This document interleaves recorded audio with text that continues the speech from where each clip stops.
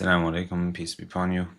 Hope everyone's well. We're starting shortly. Just give me 1 second to finish the thought here.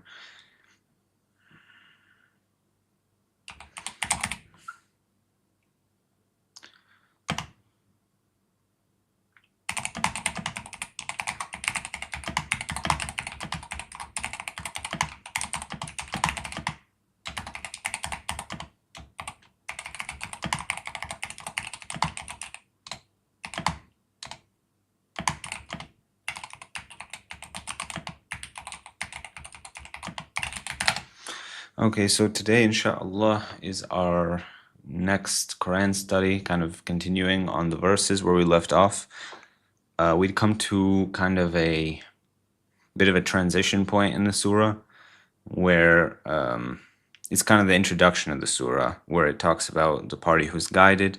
The book is a guidance for the wary, those who stand the prayer, spend out of what we provide them, also believe in the unseen and other qualities. And then it talks about the deniers briefly, and then the kind of the hypocrites without naming them.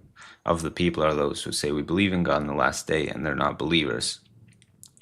So these three sections kind of end around verse 20, where God has basically given an opening, an introduction, which both presents the book as guidance and then summarizes the parties who are receiving the guidance and the effect that it has, or lack thereof, depending upon if they deny, or if they believe, or if they claim to believe but don't actually. So since it's such a nice introduction and such a potent one, I thought it was a good idea to analyze it a bit, especially given the length of the surah, rather than do all this analysis at the end. So after we finish with a couple new verses that we still haven't read, inshallah, we'll have an overview sort of analysis as we usually do at the end of a given surah, but just for the initial section.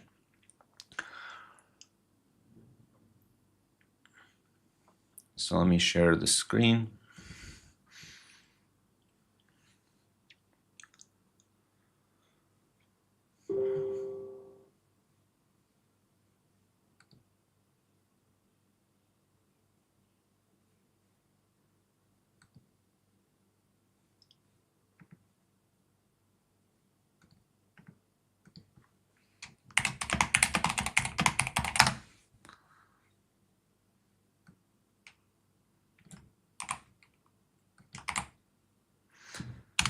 And StreamYard link is posted also in the chat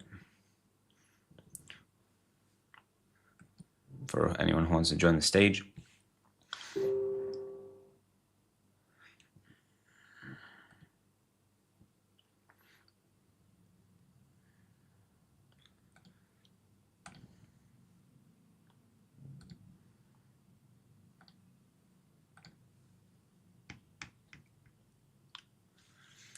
أعوذ بالله من الشيطان الرجيم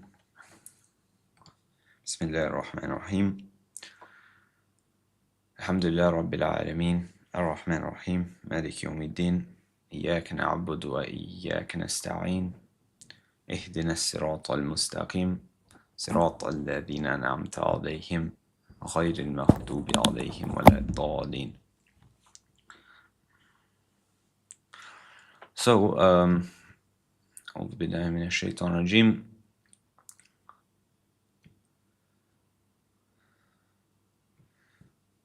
Let me move this here. Oh, I'm not sharing yet.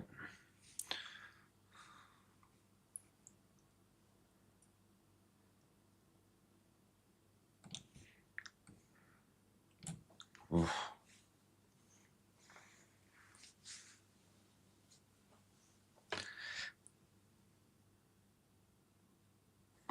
Man. Oof.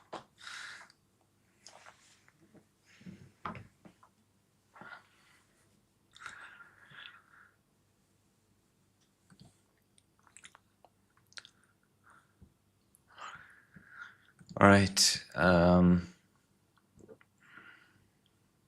So we had just read, for context, verse I'll read from 16 onwards just to give context. Those are the ones who bought astrayness for guidance, so their transaction did not benefit them and they were not guided. Their likeness is as the likeness of one who ignited a fire. Then when it illuminated what was around him, God went away with their light and left them in darknesses, so they do not see, deaf, dumb, and blind, so they do not return.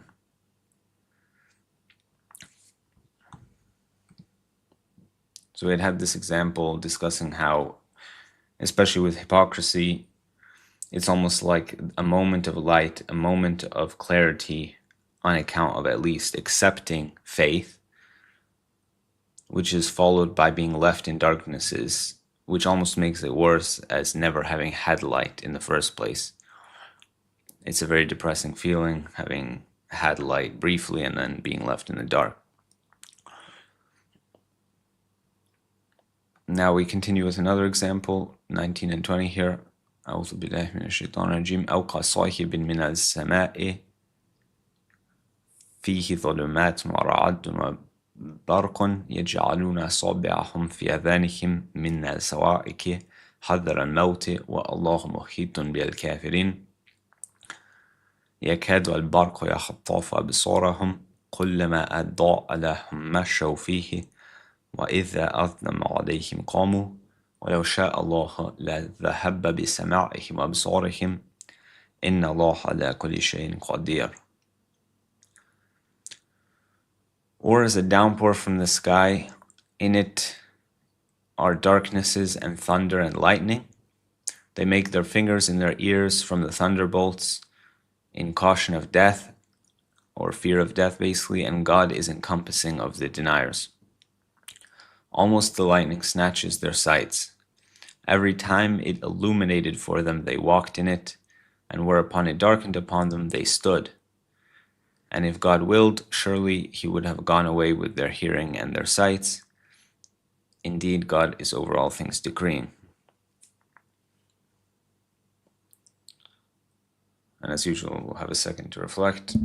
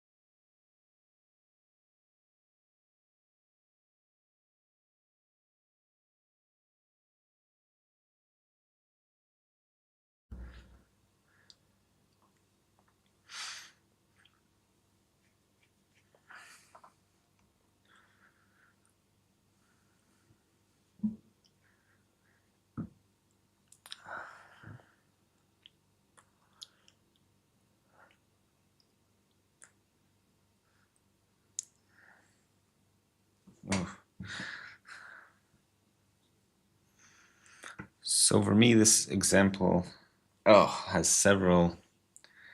Sorry, being attacked. So for me, this example has several connections, or several layers of meaning. I don't know how exactly to put it, but I'll just get into it. So on the first hand, God describes it, basically this source of light now is not a fire they kindled, but thunderbolts within a storm. The thunderbolts have the effect that it describes on the person where causing intense fear, making the person want to plug their ears basically, and also being so bright and sudden that it's almost blinding. But it's the only source of light, regardless. It's the only source of light, regardless. That's crazy.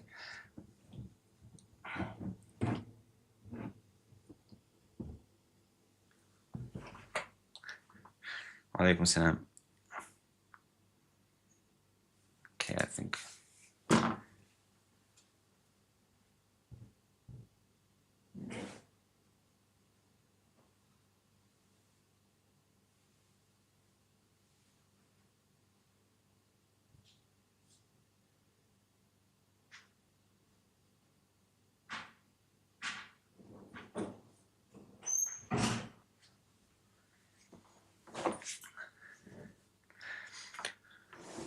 Sorry, as I was saying, it's the only source of light, this lightning.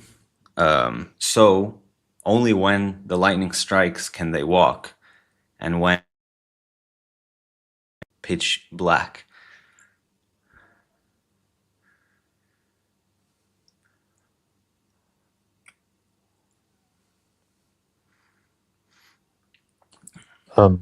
Which verse you guys on? Reading 19 and 20 basically, or discussing.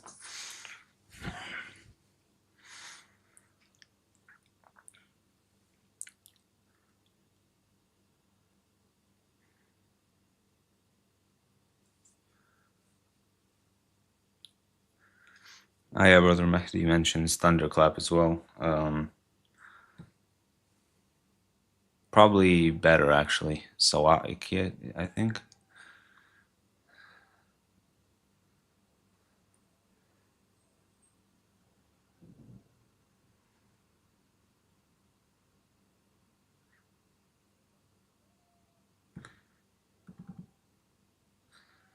I like thunderclap a bit better because it's almost something that strikes.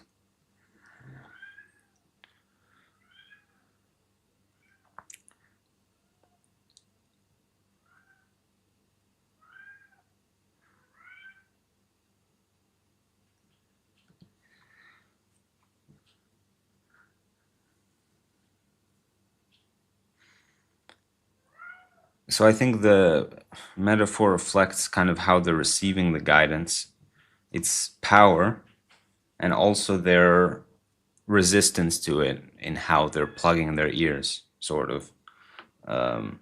But yet the fact that it's their only source of guidance, and without it, they're in the darkness. And also, it's coming like something that's almost like out to get them, where it's not coming in a positive, illuminating fashion. Though it's their only source of illumination, it's more coming as something that is at risk of destroying them.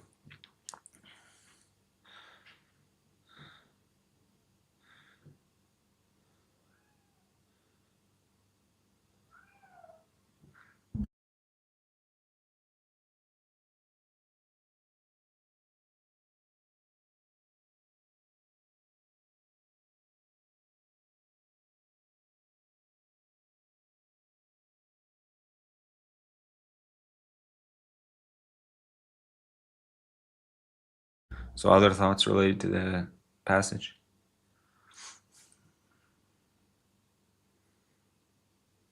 Isn't it about the power of truth? How everything gets exposed and cannot be avoided.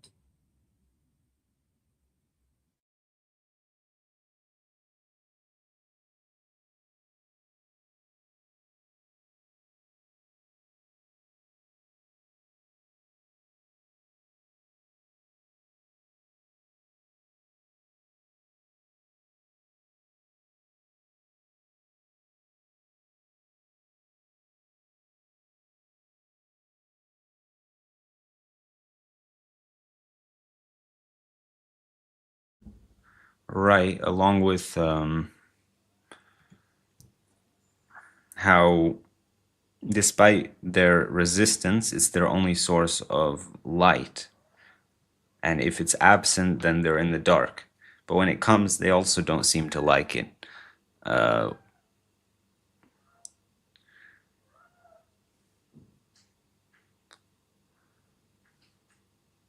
Yes, because the truth is that they are doomed.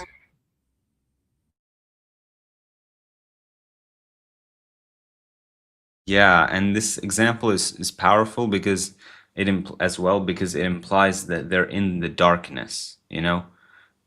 It starts with the darkness, in fact, I think. So it says, as a downpour from the sky, in it are darknesses and thunder and lightning. So it's not during the day, it's not bright out. They're rather in the darknesses. So their only source of light is there for the thunderclap.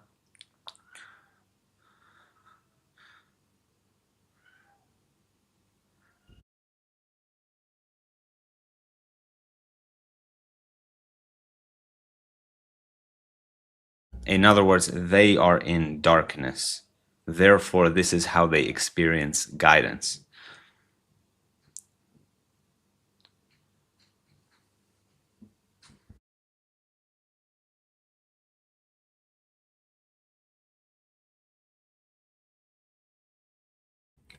Wait, but how did you infer that this is guidance? Well, contextually, because when the light comes, they can walk, and the light is also what the fire produced earlier. So the light is illumination.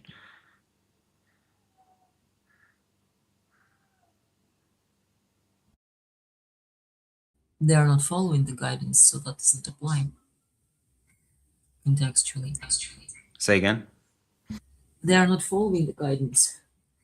They are unable to follow the guidance, so they don't perceive it as such. That means that contextually does not apply. So how do they perceive it if they can't see it as guidance?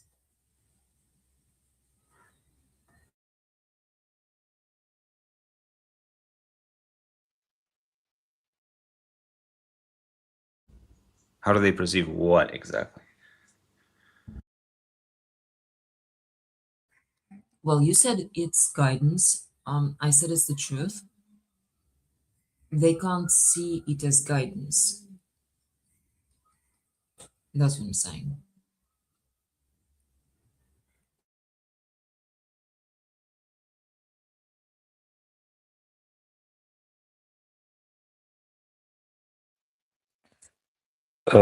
I like I feel like because um they put their fingers in their ears, so it is something to do with revelation. I think like the lightning is like revelation or something, and then they try to cover their ears from that because that's what they try not to hear in the Quran.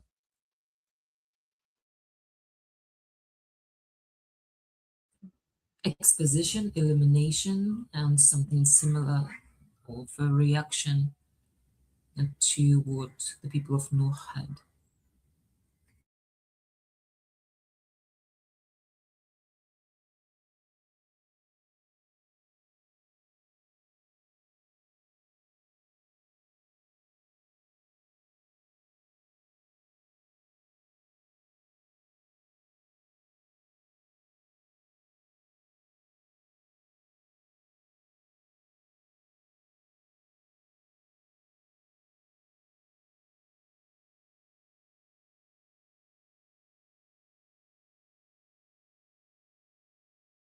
It's a striking example because it shows basically an oscillation between two terrible states.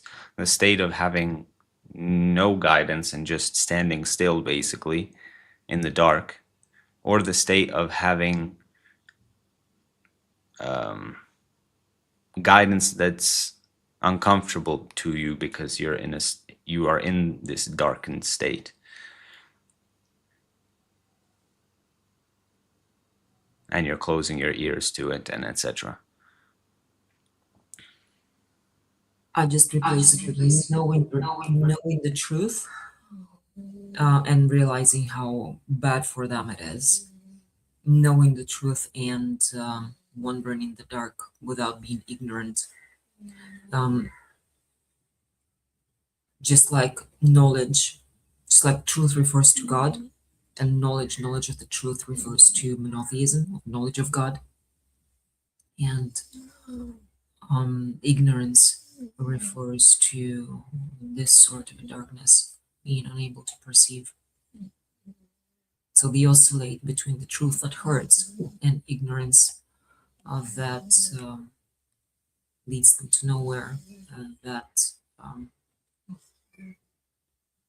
is just, dark, and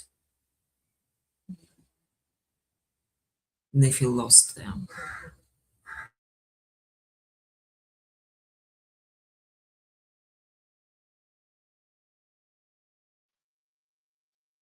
Yeah, I think there's like, you could say a general, um, I feel like Allah is giving a general characteristic of them, um, which is that, okay, like, what their characteristic is that they hear something, they want to ignore it, but it's like overwhelming. It's like, um, and then they remain in loss. It's like, I feel like it's giving a characteristic that they have throughout the Quran, like a general thing. Like they hear, then they want to cover, they don't want to hear, and then because of that, they remain uh in falsehood.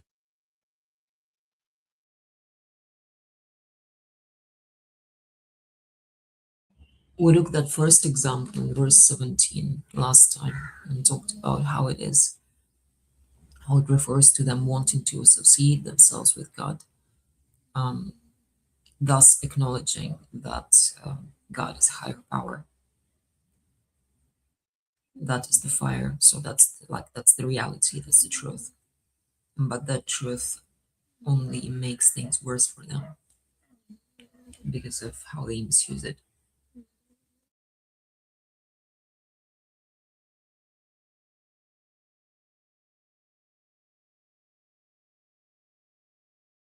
With that, and why I don't like using the word guidance here, because it's explicitly stated that they will not be guided, they cannot be guided. And those glimpses of truth only there to, to reveal how bad their position is.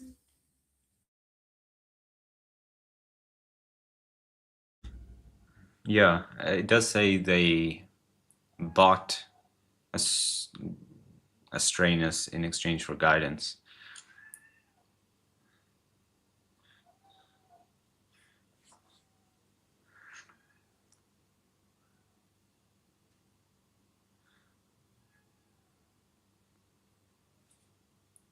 But I think your description works perfectly, like in terms of truth is completely fair.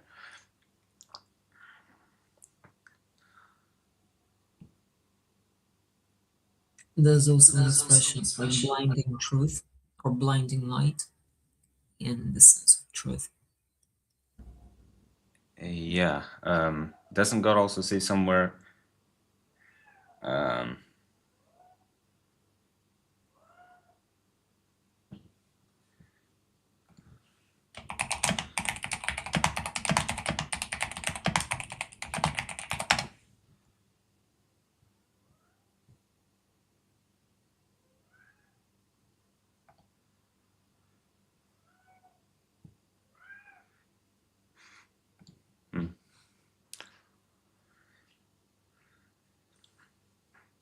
any other thoughts to verse 20? Kindling a fire.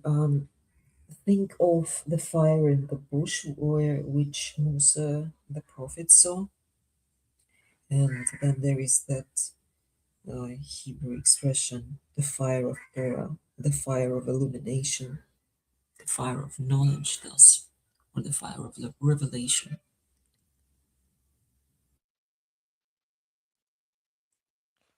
I think that, like, with verse 20, right? So in verse 20 it says, every time it illuminated for them, they walked in it, and whereupon it darkened upon them, they stood. Like, if you could take this imagery of, like, let's say that you're in like an abandoned house or something, and then like the light keeps going on and off and on and off. Even if it's off, you know where to go. Like, because you've seen when the light goes on, you can see things around for a split second. It goes off. you can still kind of know where to go. So, like, the way of the hypocrites is that they they have no direction. Like, even if they see the direction, like they like leave it or they forget it instantly.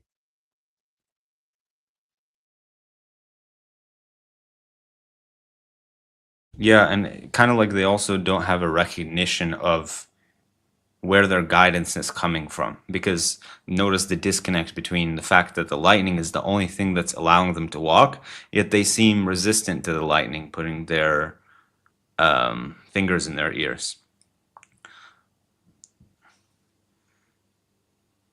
And that's They kind of a would. normal. Yeah, sorry, go ahead. No, carry on. Mine's a bit of a different point. Go ahead.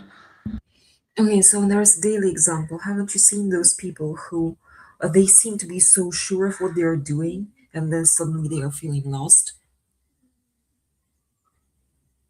and they oscillate between those states where they, with absolute confidence, do, well, ridiculously stupid things, and then they lose that confidence, and then somehow they boost it and push forward again.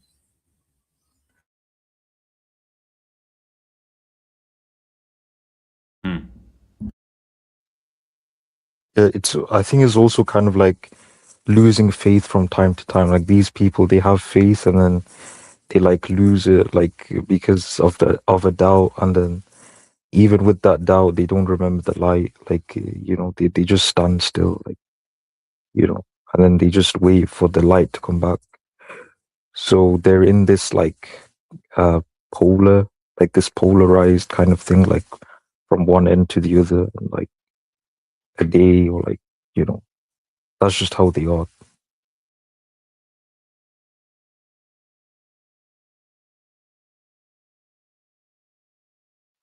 I think I used the word, yeah. Is it polarized?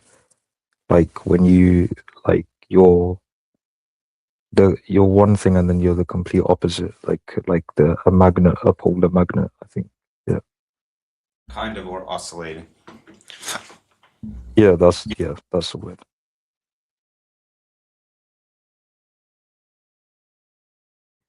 It's like one moment you know you're exactly sure of what you're doing, and the next moment you know nothing, which is what, well, for example, Greek philosophy is about.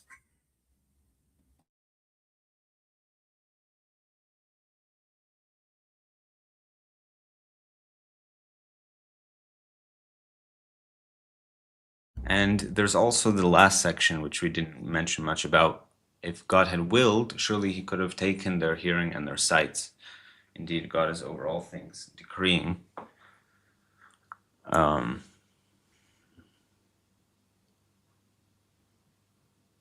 For me, it highlights kind of how the function of our hearing and sight, just on the daily level, is to obtain guidance, basically, to know which way we're going, to know what we're doing, what's going on in our surroundings with our hearing, and then additionally, like a second layer for the human experience, to understand language, meaning behind what people are saying, to understand symbolism through our eyes. Like, for instance, when we read, we're interpreting each character, which is a symbol, and then we're constructing a word and a meaning from just a word on a page, and then we get the overall meaning of the passage, etc., etc.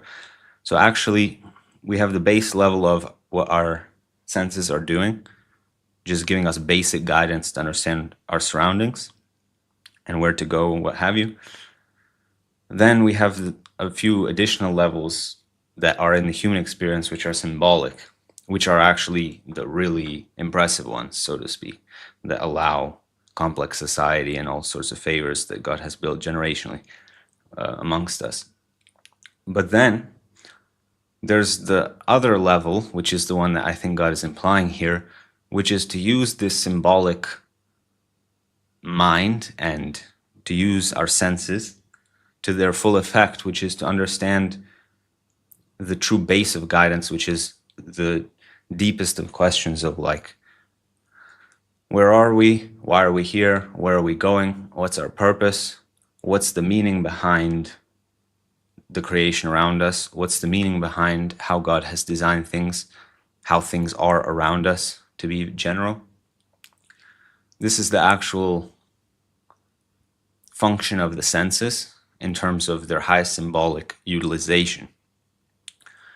And this symbolic utilization is what's necessary for the guidance. Later, God talks about how he strikes examples. He's not shy to strike an example. He talks about how he designed Adam with his cognitive abilities, whatever, if you will. But the hearing and the sights have this sort of depth to them. And while people are not using their hearing and sights to their full effect to perceive guidance and are resistant to it, God says that he could have removed it if he willed. Just like if God wills, though it's certainly not the norm, but God can render a person blind or deaf, and it's a huge impediment, and it makes the person incapable to be guided the same way one who has these senses can. But these people have an impediment on this level, or worse, those who do not use their senses to perceive like to their higher purpose. Hopefully that made some sense.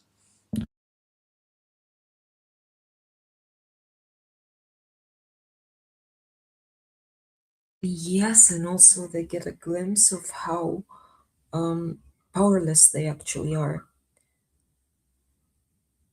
without, being rendered helpless, powerless, out of a state where you thought you could see everything clearly and knew where you were going, should come with the realization that God's power is real.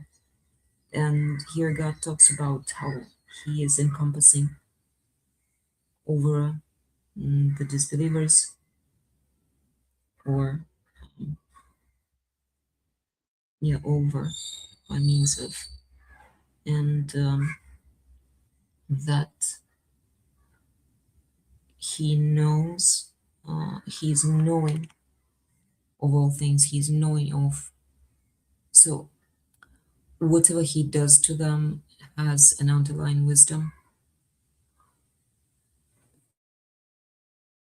Yeah, and since you mentioned it, it kind of reminded me that the usage here of encompassing of the deniers in the example given is quite powerful, because if you think about a lightning storm, per se, a storm containing lightning, the next lightning strike can literally be anywhere, and you have no way to predict. Like, I mean, you could kind of predict a little bit in terms of the general trend of the storm, but if you're in the middle of the storm, the lightning strike could be in front of you, behind you, to your left, to your right, 100 meters away, 2 meters away, right on your head, and you have no clue which it's going to be. So you're completely encompassed.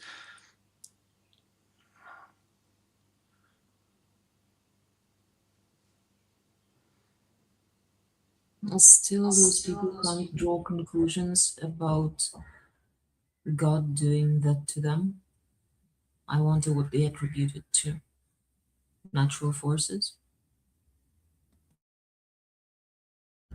Yeah, interestingly also, if a lightning strike were to strike right in front of you, per se, the effect is actually blindness, the snatching of your sight. So you would lose your sight at least for, I forget how long.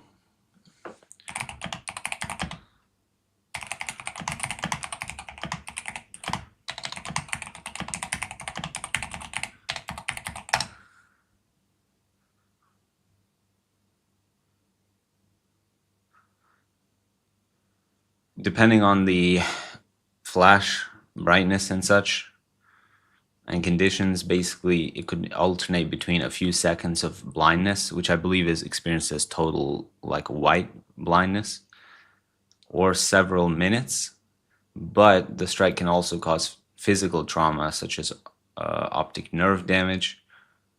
So it can also cause loss of sight for hours, months, or permanently. So it has a full range of possible extent, if you will.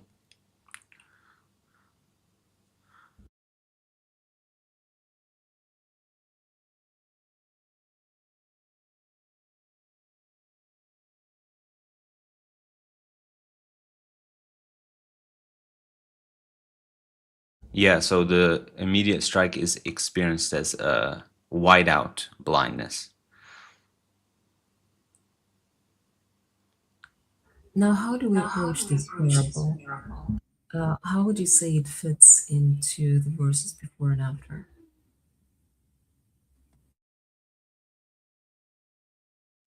What's the verse after?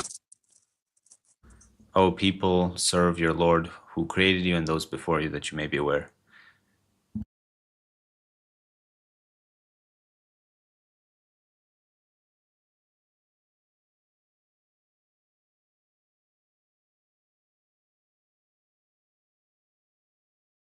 Well, it's connecting broadly to the hypocrites because it's their example, mathaluhum. Then it proceeds to describe shortly, at least after defining what the true guidance is again in terms of worshiping your Lord who created you, etc. Then it rests back on the children of Israel, which completely mirrors the talk of hypocrisy that we just saw. And it's not just hypocrisy for the sake of discussing hypocrisy, but it's discussing the case of receiving God's guidance, purporting to accept it or follow it while not doing so, and how you can convert just God's guidance into like a religious identity or a communal identity where you are not following God's guidance, you're just redefining what guidance is.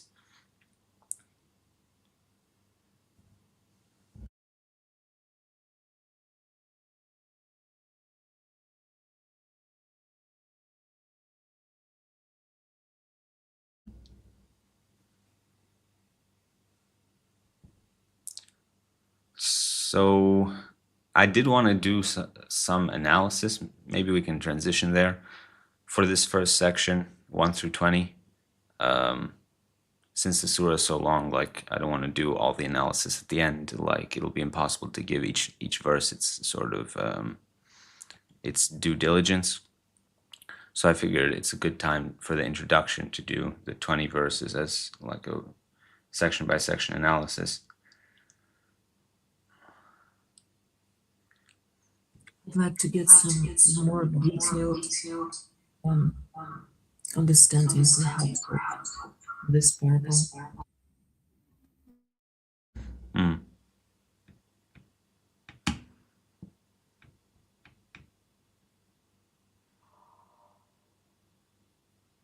Assalamu alaikum. May Walaikum I salam. attempt to answer the last question? Sure.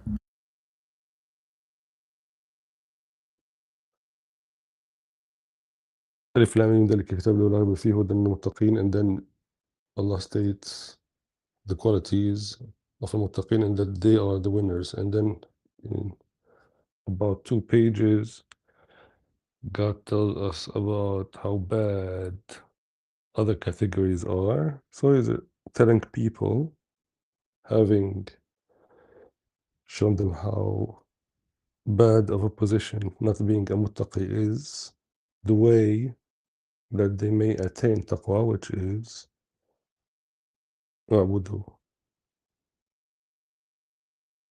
So this is how it connects, coming right now.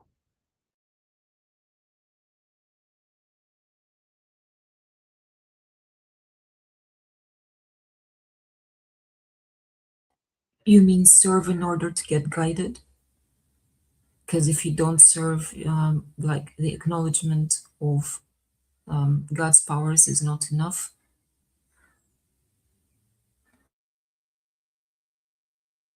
Yes. So there is Al-Fatiha, you ask for Huda. The book is Huda lil-Muttaqeen. And those who do not believe, their fate is not desirable. And in order to have a chance to be of the wary and perhaps get a chance for guidance, the first step is to worship God.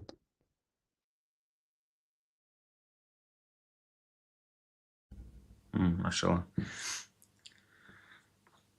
Okay, so May I also, sorry, add just a comment about the second example from God, أو كصيب من السماء. You notice how he first said in the first example that they were deaf, dumb, and blind, صم بكم عمي, and then God manages to give us an example of them having their senses, but yet being in as horrible as a situation as possible, when they are so defenseless that the only way to protect themselves is to put their fingers in their ears, which is so useless facing God's almighty power, and how the only thing that their senses are able to catch are things that keep them more scared. So if they were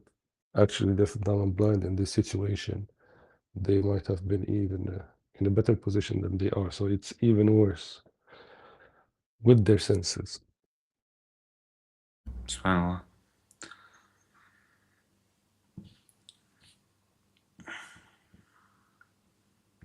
Yeah, okay, so I wonder if we have enough time, but I guess I'll just go for it, and we can resume next time with whatever's left over. This is similar to how we've done before. We did this also for Surah 1 here on YouTube, and as you guys know, we've done it before this way many times. And we had already done a preview for Surah 2, where it discussed how the whole Surah was basically defining God's true guidance, the true orientation being the orientation of Abraham, the monotheistic worship of God alone, belief in righteous work, however you want to define it, all of those definitions in parallel. So, within the first 20 verses, I asked it to analyze the surah. It says basically that it makes three identifications. These are a lot of points that we've also discussed, but the ChatGPT tends to state them quite effectively and eloquently. So you have those who receive and embody it, the guidance, those who reject the guidance, and those who claim outwardly to accept it while inwardly resisting and exploiting it. So it says the issue is basically whether a person permits God's guidance to determine their belief, perception, allegiance, conduct, and orientation.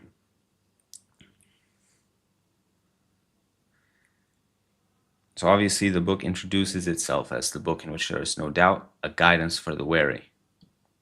This is basically a thesis of the opening section. It describes that the receptive orientation, it describes a receptive orientation that allows the book to function as guidance. SubhanAllah, receptive is exactly the word I had been emphasizing as well. For muttaqin, it doesn't literally mean receptive, it's wary, but it's having this effect because those who are wary to the guidance, it penetrates them, versus those who deny, basically reject it, being the opposite.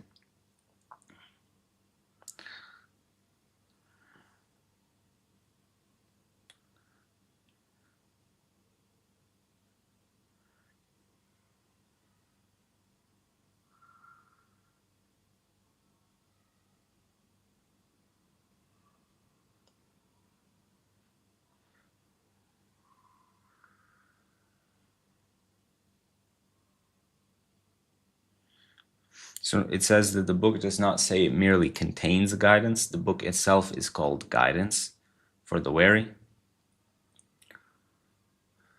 It also mentions there's no doubt in it. The absence of doubt is a quality of the book itself. The book is not made uncertain by uncertainty of its audience. People may doubt, deny, conceal, or dispute, but the response does not produce a defect in the guidance. It only prevents their own guidance by it. This was a point we had also made.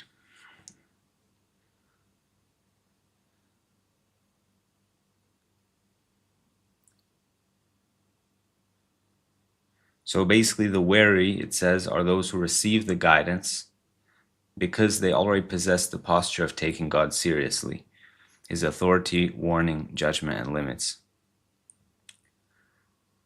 Wariness is not just a virtue, therefore, it's the receptive orientation towards divine guidance. The wary are described by 5 linked characteristics, it says. That's the initial characteristics. They believe in the unseen, so they do not restrict reality to what is immediately visible. This is exactly also what we had mentioned. The hypocrites, it says, later become governed precisely by what is socially visible and immediately advantageous. The wary, by contrast, orient themselves by the unseen reality of God.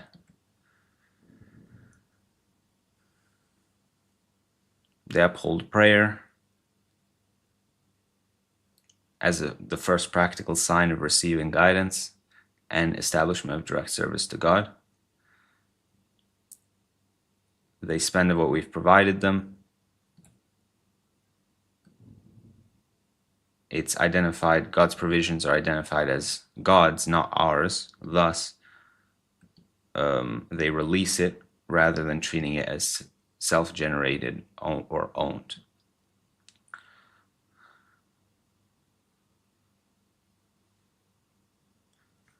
Implying already, it says that guidance determines one's relationship to wealth, provision, and other people, not just an inward orientation, but outward expression.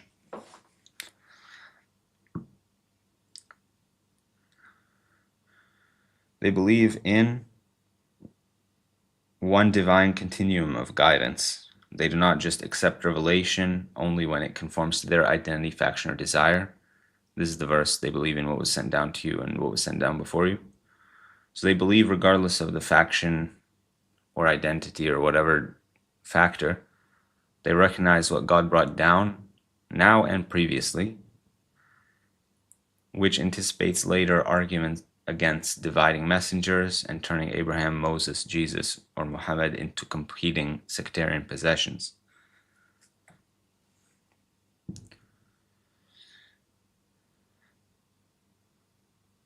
The relationship to the hereafter or the last is certainty,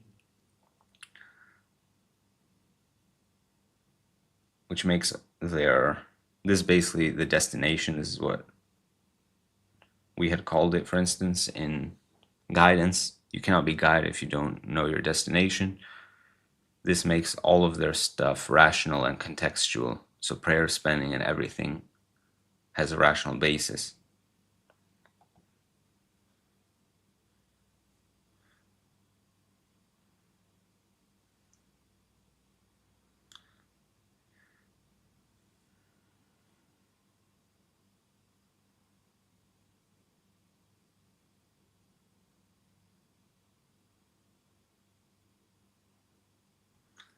They're upon guidance from their Lord, and they are the successful. So it presents guidance as both divine bestowal and a stable orientation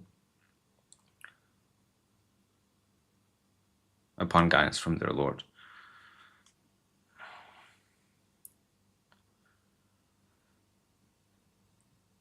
Then we get to the deniers, verses 6 and 7. Indeed, those who denied it is the same upon them if you warn them or you do not warn them, they do not believe.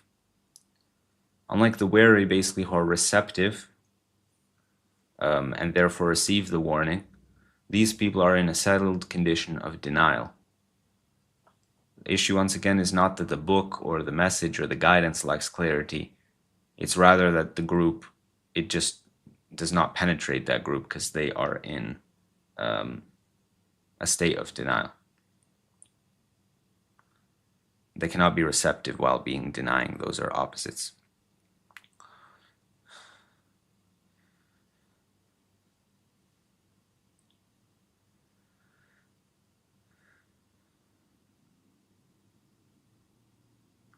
So these people, God sealed upon their hearts and hearing and sights a covering, and for them is the great punishment. It says, basically similar to Surah 1,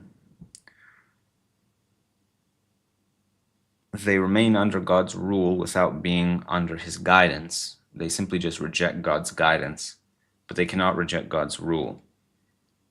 So God remains their Lord and Judge, but His authority appears judicially in that verse. So, sealing hearts, sealing hearing, covering sight, and appointing punishment. In other words, they have not escaped God by refusing guidance. They have moved from God as guide and bestower to God simply as judge, because they rejected the guidance. So that's perfectly fitting.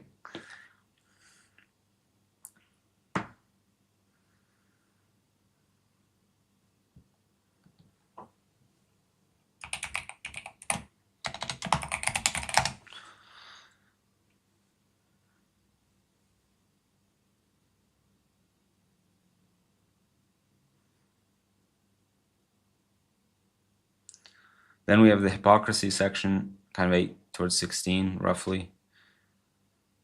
Hypocrites are more complex than just openly rejecting. They verbally accept while their allegiance and conduct remain elsewhere.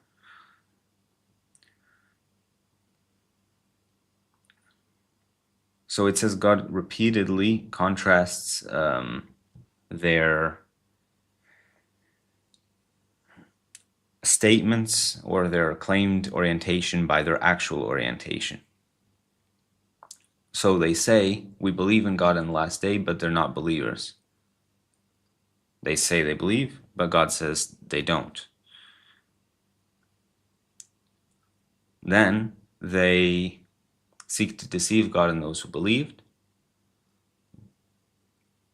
but they only deceive themselves. So it says their error is not only disbelief, it's the belief that they can manipulate the relationship between God, revelation, and the believing community. They imagine that outward profession grants them the benefits of belief without actual submission of belief. But because God cannot be deceived, their strategy returns upon themselves. This is an amazing point, subhanAllah, which also we had made, that of all, if there's one entity that cannot be deceived, it's God. So this actually is evidence of extreme misguidance, their strategy.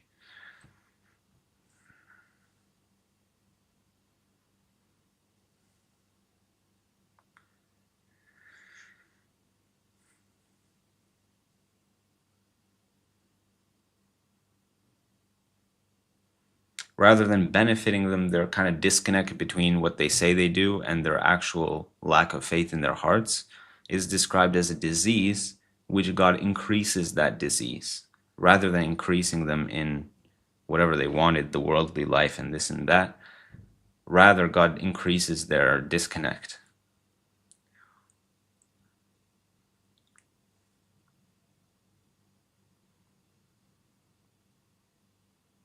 Then we get to some more descriptions about them. When it is said to them, corrupt in the earth, do not corrupt in the earth, they said, we are only reformers. Nay, indeed, they are the corrupters, but they do not perceive. So they, once again, there's the disconnect between what they say they do and what they do. They say that they're fixing the earth, but they're actually corrupting it. And even they may not even recognize the or perceive that they're corrupting. To them, it seems like they're doing good.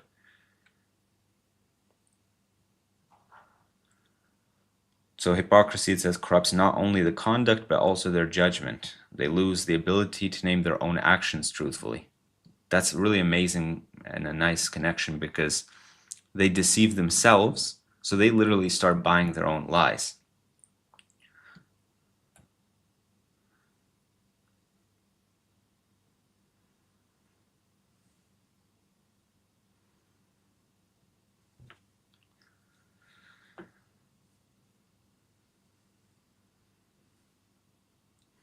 Then the disconnect to the, when it said believed as the people believed, they say, shall we believe as the fools believed? They view sincere submission, sincere belief as foolishness, because to them, what's intelligent is the preserving of social options, their avoidal of costly commitment. It says here their like political, prudent nature from their perception, their securing of advantages, etc. So to them, those who don't do so seem foolish just automatically.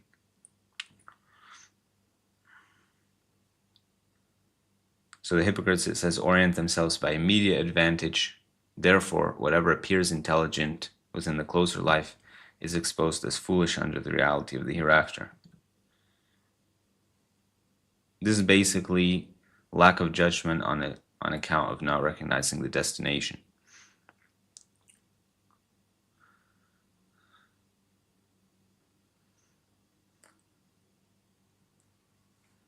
Then the disconnect between their speech dependent upon the audience. When they meet those who believe, they say we believe.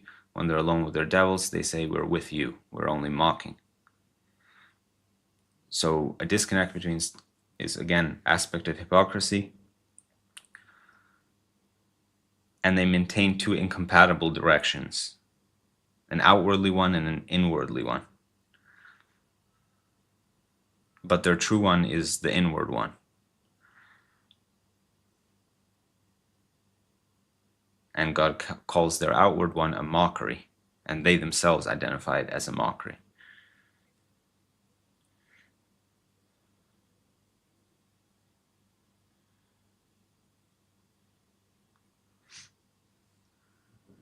But God allows it to continue, basically, which is a layer of mockery above their mockery.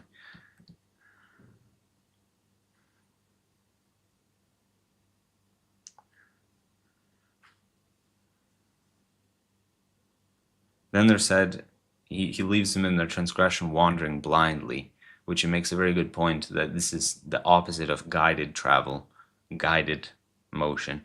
This is just completely purposeless stumbling.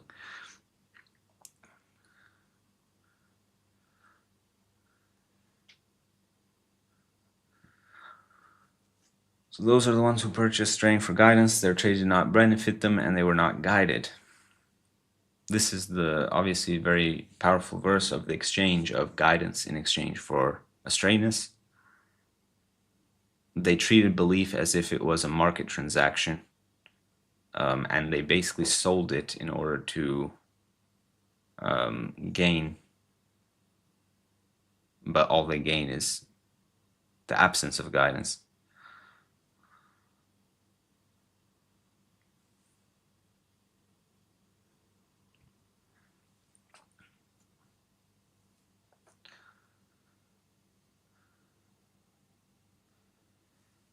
Then finally, we have the example verses.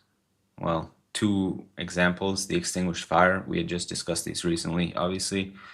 Their likeness is as the likeness of one who kindled a fire. Then when it illuminated what was around him, God took their light and left them in darknesses so they cannot see. Fire, it says, provides temporary illumination. Just how they briefly enter the field of revelation and momentarily benefit from its light, but they do not submit themselves to its source.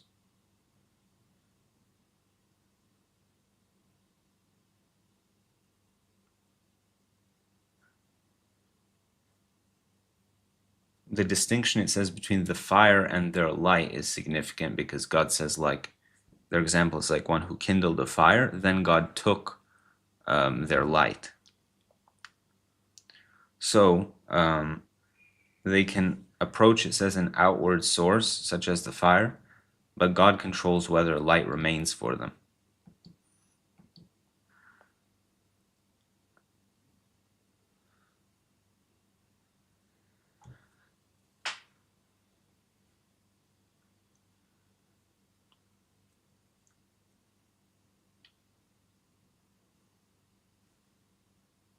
and they corrupt their faculties, preventing their own return to the path, it says.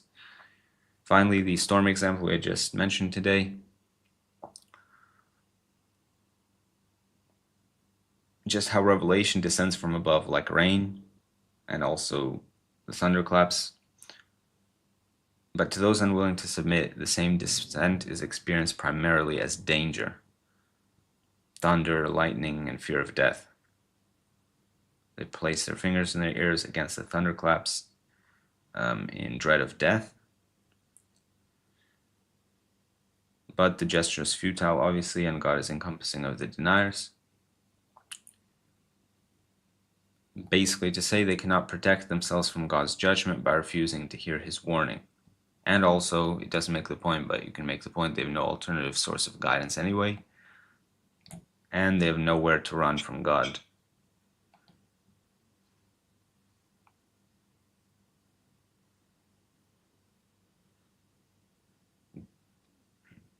You had a point to add, sister, maybe? No, my cat walked on the keyboard. Wow. You too, I guess. But anyway, whenever it illuminates for them, they walk in it, and when it darkens upon them, they stand still.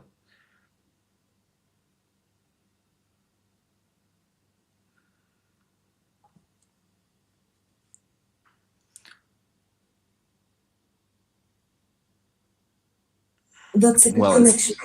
More only when it appears to benefit them. This is something we didn't consider. yeah. When obedience becomes costly, frightening, unclear, or socially disadvantageous, they stop.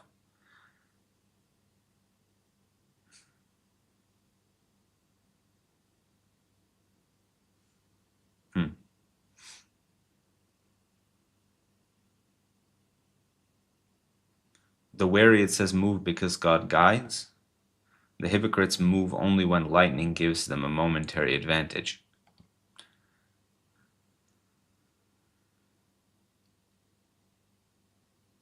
But then that's what I said. They realize that God is a higher power and it benefits them to associate themselves.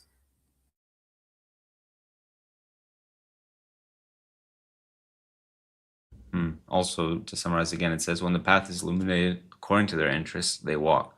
When submission demands trust beyond immediate visibility, they halt.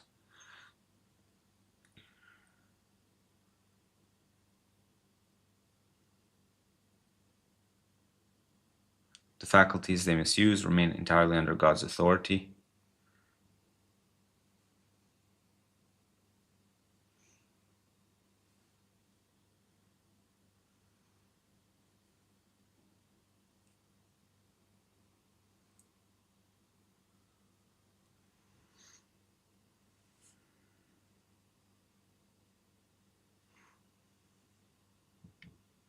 And I had a few more prompts, but I'm a bit over time anyway, and I have to go to my class, so inshallah, I think we'll end here. Are there any quick final thoughts before we close? No, it was very useful. Okay, alhamdulillah. So inshallah, next session will be in 2 days. So see you guys there, God willing. Peace to all of you. Assalamu alaikum. Salam. Thank you.